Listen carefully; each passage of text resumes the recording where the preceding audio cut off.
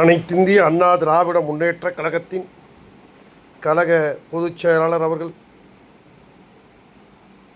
சார்பிலே கிறிஸ்மஸ் பெருவிழா கொண்டாடப்பட்டது. இந்த நிகழ்வில்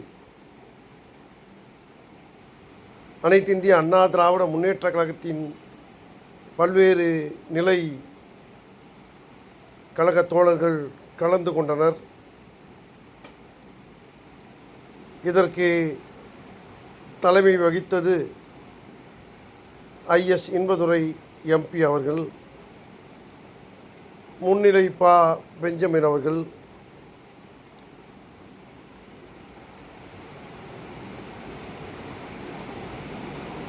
கிறித்தவ பெருமக்கள் பெருந்திரளாக கலந்து கொண்டு இந்த நிகழ்வினை சிறப்பித்தனர். புரட்சித் தமிழர் எடப்பாடியார் அவர்களின் திருக்கரங்களால் ஒவ்வொருவருக்கும் தன் கையாலேயே கேக்கை வெட்டி வழங்கினார். இதுபோன்ற ஒரு பெருந்தன்மையான தலைவரை இதுவரை யாரும் பார்த்திருக்க முடியாது.